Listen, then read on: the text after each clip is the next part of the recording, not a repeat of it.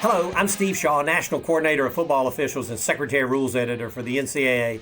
And today we're continuing our series of training videos for 2023, and we're going to be focused on game action from Week 6. Now, as we hit the midpoint in our season, two things I really want to talk about. Number one, let's do not let up at all in our preparation. Our work before we get to the game site and our pregame conference is so important. Don't let down there. The tendency would be, hey, we've got this, but let's make every game fresh, every game new, and really do a great job preparing. And also, end of game situations. Let's make sure that we get cleared by replay before we leave the field or before we announce the game is over. That is so important. Let's make sure replay gives you a thumbs up and everything's good to go. Now, a couple things to report out on. First, targeting. In FBS, we've had 73 targeting fouls so far this year, and that's averaging 0.17 targeting fouls per game. And maybe better said, that's one targeting foul in every 6 games. And that trend line is down from last year, and that's good. And we're working on a 3-year downward trend. So if that trend holds, that would be 4 years in a row where our targeting fouls are down, and that's good for the game, good for the student athlete. But we can't let up there. We've got to do our job. It's so important from a player safety perspective. And as far as overtime, in FBS, we've had 15 games go into extra periods. And so about 3.5% of all of our games go into overtime. And so of that, we've had 1 4-overtime game, 1 3-overtime game. We've had 5 2-overtime games, and the rest of the games were settled in 1 overtime. But that makes for an exciting end to the game. But we've got to really focus and concentrate in extra periods. So with that, let's get on into our video. Our first play this week, we see the offense in the red zone. The quarterback fakes, keeps the ball, and dives for the end zone. And the ruling on the field is going to be touchdown. Now, as we go back and take a look at the replays presented by TV, we see the first replay, the quarterback dives, his left forearm and then the elbow hits down, but it's difficult to see the position of the ball in relation to the goal line. But replay sees enough smoke, and they're going to stop the game for further review. Now, we get a ground level shot from TV midway in the end zone, and it's a very good view to see the arm down. But again, the position of the ball is difficult to determine in relation to the goal line. And as we get a third replay, it's starting to feel like replay is going to have to let this play stand. But as we go back and look at the work of the replay official, and this is really good work, we see that from the 12 camera view that's synced up, replay is going to pick 2 views and piece them together. They take the near handheld, which we know we have a good view of the arm down, and the far goal line camera, which was never put on TV. And we put these side by sides, make sure they're synced up. And then when we see and know from the handheld that the arm is down, we then blow up the far goal line camera, and we can see the ball is absolutely short. So this is a good job by replay to use all their tools available to overturn the call on the field to just short of the goal line. Well done. Play 2 is going to be a kickoff, and we see that the receiver catches the ball right at the 14-yard line, starts upfield, but we're going to immediately blow the play dead. Now, as we go back and take a look at the ISO on the return man, we see that he gives a signal, not a very good signal, it's really an invalid signal, and we know it doesn't meet the definition of a valid fair catch signal, which requires the receiver to extend the hand clearly above their head and waving the hand from side to side. And so since this doesn't meet the requirements of a valid signal, it's an invalid signal, but we know it still deprives the receiving team the ability to advance the ball, and they don't get the protection from being blocked and tackled like they would with a valid signal. But on a free kick with a valid or an invalid signal, we know that if the receiver completes the catch, they can still put the ball in play like a touchback at the 25-yard line. Play 3, the kickers will put the ball in play at their own 20-yard line after a 15-yard penalty for unsportsmanlike after their touchdown. Now, the return man's going to catch the kick at about the 15-yard line, heads up to the far sideline, pitches the ball in a reverse to number 17, who takes the ball, turns the corner, heads upfield, and is out of bounds at the 44-yard line for an excellent return. Now, as we know, replay must evaluate all aspects of each play. And replay is going to stop the game here to look at the pitch to number 17.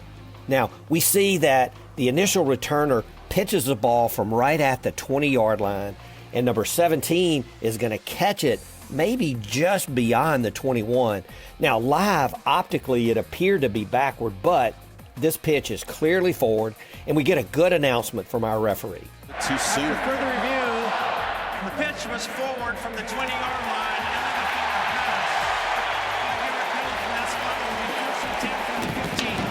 So let's all be alert on kick returns when we have throwbacks or pitches or even handoffs, making sure that they're backward and not forward. But good job by replay here, being alert to all aspects of the play and stopping the game for review. Well done. Play 4 is a good alert by our line judge, and we see that the offense here is in scrimmage kick formation, and they are taking advantage of the numbering exception rule.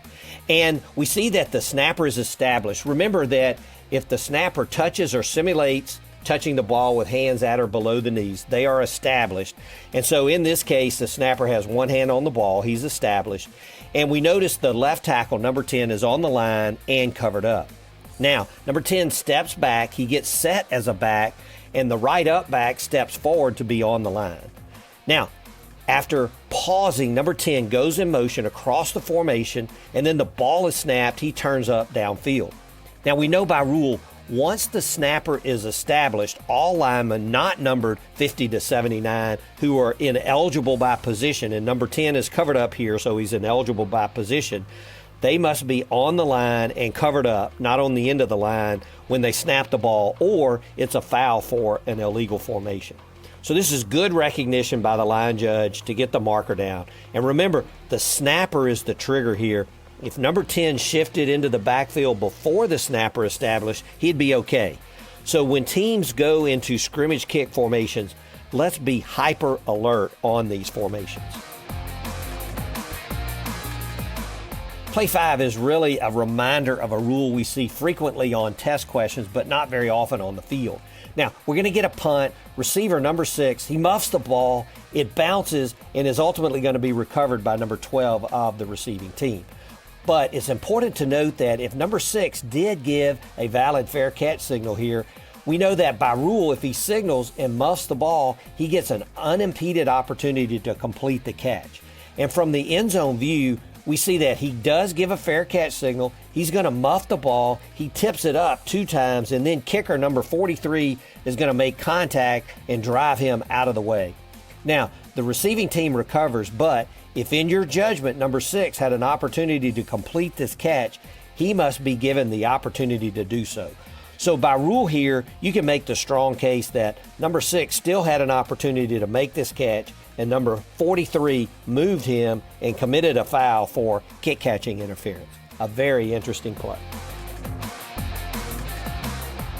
So while we're looking at scrimmage kicks, play 6, we're going to see that the offense punts and the ball lands about the 45-yard line, and it's going to bounce and roll forward. And the return man, number 2, is going to let the ball go, and the kickers have 3 players in position to down the ball. Then they all 3 go after the return man. It appears they try to force him into touching the ball. Now, the ball's at the 25, and through this action, one of the kicking team players accidentally kicked the ball forward upfield, and it's down between the 34 and 35-yard line. So this action that we're looking at, we really haven't seen this. And the question is there a foul here? Now, we know first, if the receiver had touched the ball, it would be forced touching, and this touching would be disregarded. But I would definitely support a holding foul here as the kickers grab hold and pull the return man. And again, if they'd have forced him into the ball, we'd ignore that. But this penalty, if it was holding, would be enforced either at the previous spot or where the ball here ultimately belongs to the receiving team, Team B, 1st and 10. A strange play, but if it's going to happen, it's going to happen on a kick. Play 7, I want to talk about defenseless players. Now, we're going to see the quarterback, he hands off to the back, and we're actually going to blow this play dead and mark progress up at the 50-yard line. The player is driven back, pullback, is actually going to be pulled down, and then he's hit back at the 48-yard line. Now, our guidance about ball carriers is they are not defenseless during live ball action. Even if they're wrapped up by defenders, if they're still up, driving for yardage, if the play is live, they're not defenseless. But here, this runner is clearly driven back. He's pulled down onto another defender, and then another defender comes in and makes strong contact to the player. This play is ended. This back is a defenseless player and deserves the protection there. And so I think we would all agree that if he's defenseless and the contact by number 3, there's an attack, the player makes forcible contact to the head of the defenseless opponent. So this is correctly called as targeting, and number 3 is disqualified. This doesn't change anything on our philosophies about ball carriers. If they're still up, even though they're wrapped up, if the play is live and they can gain yardage, then they're not defenseless players. But when the play is over and they're clearly being driven back or down, then they do become defenseless players. Our last play this week, we're snapping from the plus 33. The quarterback's going to drop back and he throws a pass to the boundary. Now, the catch is good at the sideline, right at the 29-yard line, and we're going to get a flag from our referee for roughing the passer, and we get a strong announcement from our referee. The flag came out.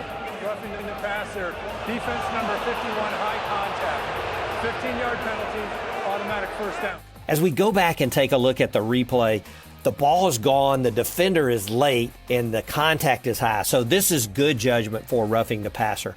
But as we look at the action, this is clearly not targeting. So good judgment from the referee here. Now, one note, we had a completed pass beyond the neutral zone, so this personal foul will be enforced from the end of the run, which is at the 29. So we'll go half the distance to the goal line from that point. And we know this is the case now for personal fouls and for Team B unsportsmanlike conduct fouls during a pass play when it ends beyond the neutral zone. Well, that's it for our plays this week, and I hope these plays can spark conversations in your pregame conferences. And as we move deeper into the season, don't take your pregame conference for granted, as every official needs to bring something of value to each pregame. Now this week, we want quality fouls, make it be there, be good dead ball officials, concentrate on every play, and be excellent with all of our game management situations. Display your integrity, courage, and poise, that's always required, and be great communicators to each other, to coaches, to players. Always use your winning words.